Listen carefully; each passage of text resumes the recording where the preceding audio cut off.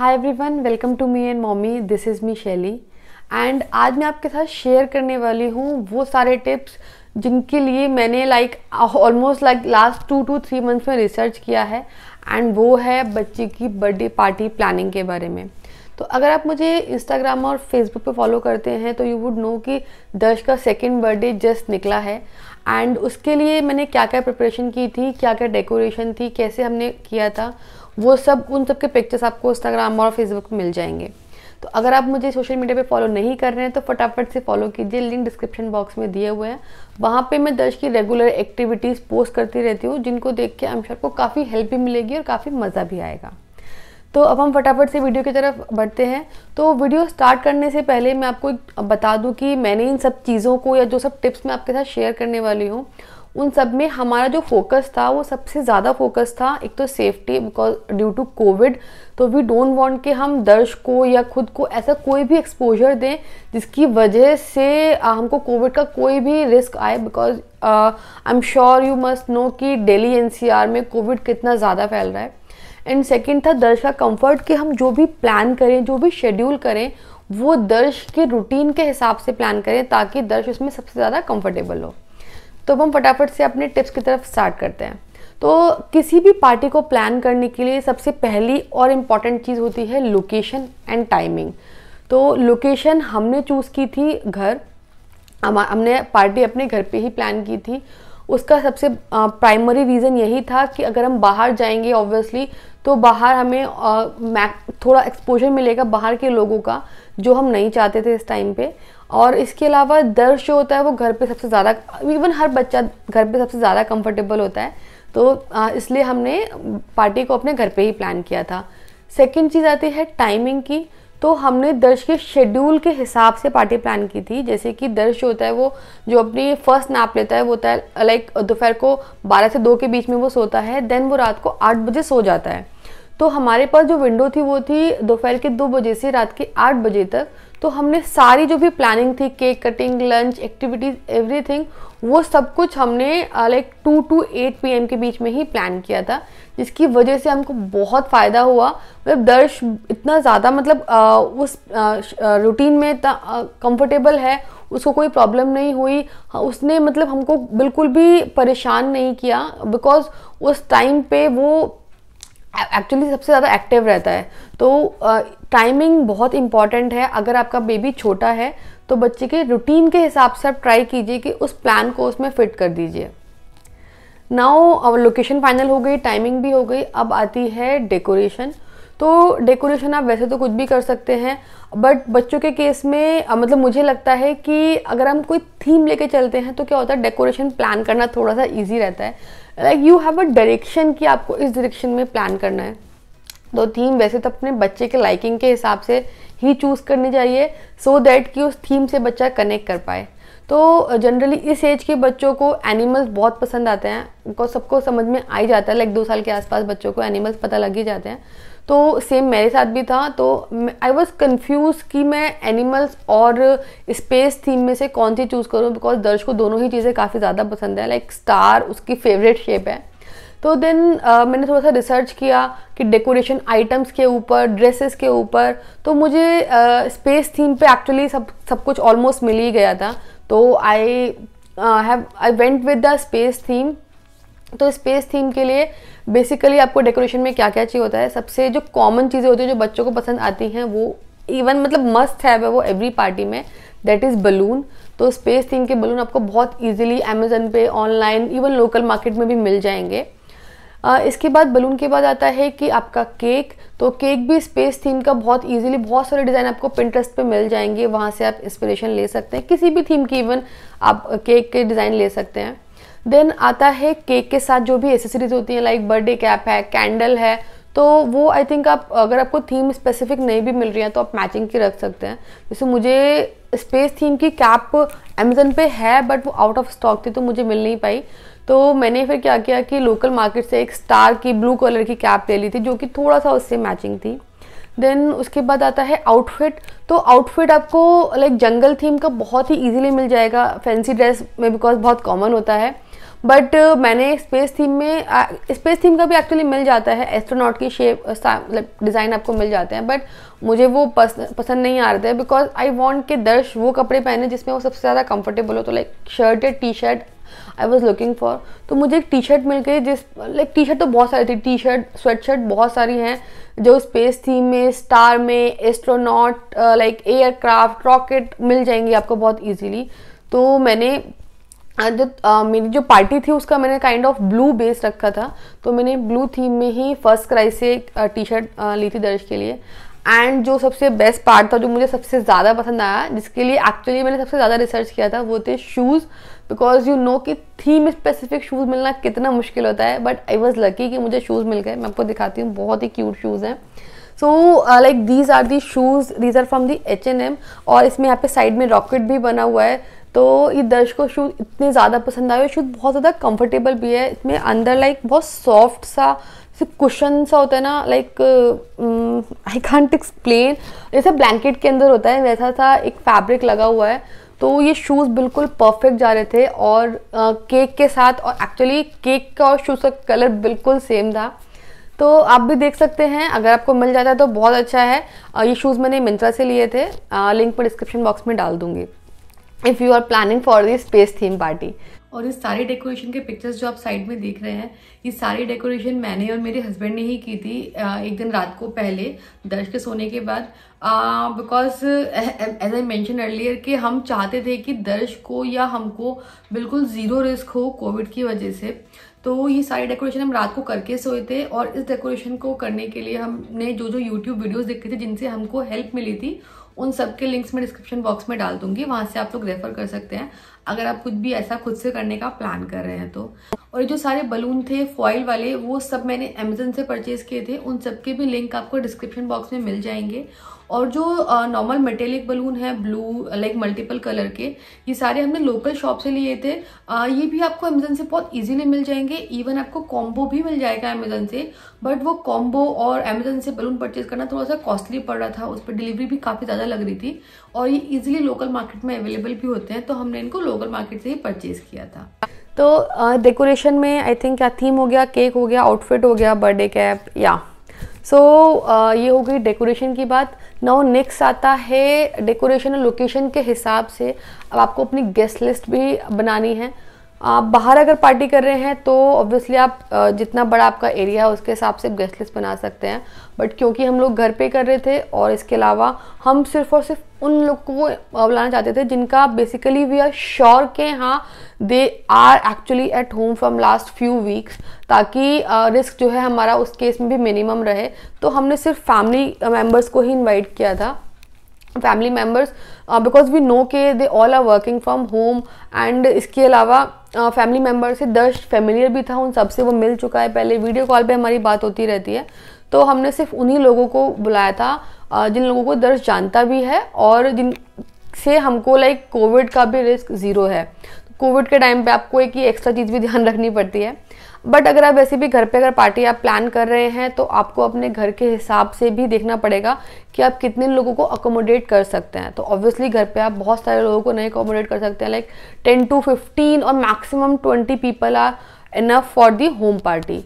Now next आता है आपकी गेस्ट लिस्ट तो हो गई है, गेस्ट लिस्ट के हिसाब से अब आपको अपना मेन्यू भी डिसाइड करना है। तो जैसे जो हमारी गेस्ट लिस्ट थी उसमें लाइक 50 प्लस के भी लोग थे, हमारी एज के भी लोग थे लाइक 30s वाले, एंड देन बच्चे भी थे। तो आई वांट कि जो मेन्यू है उसमें सभी लोगों के लिए कुछ ना कुछ हो, तो अकॉर्डिंगली आप अपने फूड मेन्यू को प्लान कीजिए। जैसे बच्चों को नूडल्स, पास्ता, बर्गर ये सब बहुत पसंद होता है, जूस बहुत पसंद होते हैं। एक्चुअली हमने वैसे कोल्ड ड्रिंक पसंद होती है, बट कोल्ड ड्रिंक एक्चुअली हम लोग पीते नहीं हैं, तो इसलिए मैंने जूस मंगा के रखे हुए थे। इसके अलावा जैसे पर अभी विंटर्स हैं तो ये चीज़ भी आपको देखनी पड़ेगी कि अगर आप कोई भी ऐसी ड्रिंक लेकर आ रहे हैं जो ठंडी पी जाती है, तो व्हाट आई डिड कि मैंने लाइक जूस की एक बॉटल फ्रिज में रखी थी और एक बॉटल फ्रिज के बाहर रखी थी, बिकॉज आई नो कि बच्चों को तो कोई भी ठंडा पीना अलाउ नहीं करेगा, कोई भी पेरेंट। तो बच्चों के लिए मैंने एक फ्रिज से बाहर निकाल के रखी थी और बड़ों के लिए एक ठंडी करके रखी हुई थी। तो ये छोटी छोटी चीज़ें होती हैं जो एक्चुअली आपकी पार्टी को सभी लोगों के लिए ना कंफर्टेबल बना देती हैं। ये आप चीज़ें नोटिस नहीं करते हैं, बट एक्चुअल में जब वो मोमेंट होता है ना, आपको लगता है कि अरे यार लाइक बच्चे को कोल्ड ड्रिंक पीनी थी बट वो पी नहीं पा रहा है बिकॉज वो ठंडी है। तो ये छोटी छोटी चीज़ें बहुत मतलब एक इन्वायरमेंट को ना चेयर अप कर देती हैं अगर वो सब कुछ आपने पहले से ही हैंडी रखा होता है। तो फूड मेन्यू में जैसे मैं back to the food menu, तो जैसे देयर आर सम पीपल जो कि लाइक गार्लिक और अनियन का नहीं खाते थे, तो उनके लिए मैंने पहले से प्रिपरेशन करके रखी हुई थी कि अगर मार्केट में नहीं मिला मुझे विदाउट अनियन फूड तो I can make it quickly. Snacks accordingly कि स्नैक्स मुझे ऐसा ना हो कि मैं बहुत सारे स्नैक्स घर पे बना लूँ और मतलब मैं मेहमानों के साथ या गेस्ट के साथ बिल्कुल पार्टी एंजॉय ही ना कर पाऊँ। तो मैंने काफ़ी सारी चीज़ें, इवन हमारा तो खाना तो हमने पूरा बाहर से ऑर्डर किया था, बट स्नैक्स भी जो थे मैंने सब रेडीमेड वाले ही यूज़ किए थे ताकि मैं मैक्सिमम टाइम उस पार्टी को एंजॉय कर पाऊँ और जो भी कोई और भी अगर मेरे साथ किचन में किसी को लगना ना पड़े। तो ये आप ध्यान रखिए, क्योंकि जब भी आप कोई भी पार्टी ऑर्गेनाइज करते हैं, स्पेशली जब घर पे करते हैं, तो उसमें सबसे बड़ा प्रॉब्लम यही रहता है कि जो होस्ट होता है, स्पेशली जो लेडीज़ होती हैं, उनका मैक्सिमम टाइम किचन में ही निकल जाता है, जिससे कि वो पार्टी बिल्कुल भी एंजॉय नहीं कर पाती हैं। तो ये चीज़ का मैंने पहले से ही पूरा प्लान करके रखा हुआ था ताकि मैं किचन में मिनिमम टाइम स्पेंड करूँ, ज़्यादा से ज़्यादा टाइम दर्श के साथ और गेस्ट के साथ और उस पार्टी में स्पेंड करूँ। तो ये भी काफ़ी इम्पॉर्टेंट चीज़ होती है जो कि स्पेशली इंडियन लेडीज़ ना इसको बिल्कुल इग्नोर कर देती हैं होम पार्टीज़ में। तो ये आप ज़रूर ध्यान रखिए। नेक्स्ट आता है कटलरी। तो कटलरी और डिस्पोजेबल हमने एक्चुअली मैक्सिमम जो है वो डिस्पोजेबल यूज़ किए थे। ग्लास सबसे ज़्यादा होता है ग्लासेस। उससे क्या फ़ायदा होता है कि ना आपको बर्तन फैलाने की, गंदा होने की प्रॉब्लम नहीं रहती है। एंड इसके अलावा जो भी हमारे बर्तन हुए भी थे, हमने एक्चुअली पहले से प्लान किया हुआ था कि हम क्या चीज़ डिस्पोजेबल में सर्व करेंगे और क्या चीज़ हम अपने नॉर्मल लाइक डिनर सेट में सर्व करेंगे। तो अकॉर्डिंगली उससे क्या होता है, बार बार ना आपको देखना नहीं पड़ता है कि बर्तन बचे हैं, ख़त्म हो गए हैं, या किसी को परमानेंटली लगना नहीं पड़ता है सिंक पे कि बर्तन को क्लीन करना है। तो ये भी आप अगर इसको पहले से ही प्लान करके रखेंगे, ये सारी चीज़ें बेसिकली होम पार्टी में ज़्यादा इंपॉर्टेंट होती हैं। अगर आप कहीं बाहर पार्टी कर रहे हो तो वहाँ पे तो इन सब चीज़ों को लेने की कोई प्रॉब्लम ही नहीं है। तो कटलरी आप अपने जो भी आपने लाइक फूड मेन्यू डिसाइड किया है उसके बेस पे डिसाइड कर सकते हैं। जैसे अगर आपका लाइक नूडल है तो आप डिस्पोजेबल फोक ज़रूर रखिए, स्पून तो होती ही है, ग्लास है, बोल है, प्लेट है। अकॉर्डिंगली जो भी आपका मेन्यू है उसके हिसाब से आप अपना जो भी कटलरी और जो डिनर सेट है, डिस्पोजेबल्स है, वो ज़रूर पहले से ही प्लान करके रख लीजिए, ताकि ऐसा ना हो कि लास्ट मोमेंट पे आपने इनवाइट किया है 20 लोगों को और आपके पास जो डिनर सेट अवेलेबल है वो है लाइक 10 लोगों के लिए, सो दैट कि आपको फिर आपको बैचेस में खाना खिला के उनको बर्तनों को साथ साथ ही क्लीन कराना पड़ेगा। तो उन सब चीज़ों से ना पार्टी का मज़ा थोड़ा सा किरकिरा हो जाता है। नाउ आता है एक बहुत ही इंपॉर्टेंट चीज़ जो कि बर्थडे पार्टी के लिए, बच्चों की बर्थडे पार्टी के लिए तो बहुत ही आपको ध्यान रखना चाहिए, वो है किड्स एंगेजमेंट। अगर आप बच्चों को इनवाइट कर रहे हैं और वो सारे ही बच्चे लाइक अराउंड 5 ईयर और less than 5 year age group के हैं, इवन वैसे तो बड़े भी हैं, तो ये बहुत इंपॉर्टेंट है कि आप ये ज़रूर ध्यान रखिए, चाहे पार्टी घर पे हो चाहे बाहर हो, कि आप बच्चों को कैसे एंगेज करेंगे। बिकॉज अगर बच्चों के एंगेजमेंट के लिए कुछ भी नहीं होगा तो वो अपने पेरेंट्स के साथ लगे रहेंगे या आपस में लड़ाई करेंगे या बोर होते रहेंगे।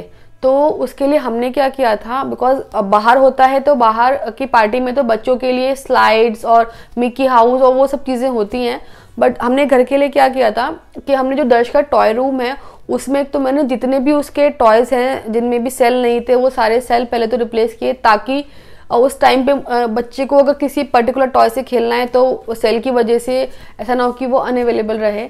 इसके अलावा मैंने इसके सारे टॉयज इस तरीके से अरेंज करके रखे थे ताकि जो भी बच्चे आएँ उस रूम में उनको वो इजीली किसी भी टॉय को चूज़ कर सकते हैं, कुछ भी छुपा ना रहे, उनको सबको सामने दिखे। एंड इसके अलावा कोई भी दर्श का तो वैसे फेवरेट टॉय है नहीं तो उसका कोई प्रॉब्लम नहीं है, बट अगर ऐसा होता है कि आपको लगता है कि आपके बच्चे का कोई फेवरेट टॉय है जिसको वो किसी के साथ भी शेयर करना पसंद नहीं करता है, तो उसको आप वहाँ पे मत रखिए, उसको आप छुपा दीजिए ताकि उस टॉय को कोई और बच्चा ना ले, जिससे कि आपके बेबी को कोई प्रॉब्लम हो। तो दर्श के केस में एप्लीकेबल नहीं था, तो इसलिए मैंने सारे ही टॉयज प्रॉपरली ओपन करके रखे हुए थे, सेट करके रखे हुए थे, ताकि बच्चे जैसे ही उस रूम में एंटर करें उनको जो टॉय पसंद आए वो उसको चूज़ कर लें। तो ये जो किड्स एंगेजमेंट है ये हर पार्टी में आपको ध्यान रखना बहुत ज़रूरी है। अगर आपकी पार्टी में बच्चे आ रहे हैं स्पेशली अगर वो बर्थडे पार्टी है, क्योंकि बर्थडे पार्टी में तो बहुत सारे बच्चे आते हैं। नाउ बच्चों से ही रिलेटेड नेक्स्ट प्लानिंग होती है रिटर्न गिफ्ट्स की। रिटर्न गिफ्ट्स का आजकल ट्रेंड काफ़ी चल गया है और बच्चों को अच्छा भी लगता है जब उनको रिटर्न गिफ्ट मिलते हैं। तो आपके गेस्ट लिस्ट में जिस भी एज ग्रुप के बच्चे हैं, तो मेरा प्रेफरेंस था कि मैं बच्चों के एज ग्रुप के हिसाब से थोड़ा सा पर्सनलाइज गिफ्ट लूँ, ताकि जब बच्चे उसको खोलें घर पे जाके तो उनको काफ़ी अच्छा लगे कि ऐसा, मतलब मैंने सारे बच्चों के लिए सेम नहीं लिए थे, तो मैंने उनकी लाइक गर्ल्स और बॉयज़ के हिसाब से, जो मुझे पता था कि ऑब्वियसली आने वाले हैं बच्चे, उनके एज के हिसाब से अलग अलग गिफ्ट लिए थे, ताकि उसको देखकर उनको मज़ा भी आए और वो उनके लिए यूज़फुल भी हो। तो ये चीज़ भी आप ध्यान रख सकते हैं। नाउ आता है म्यूज़िक। तो music it's not mandatory, it's an optional thing.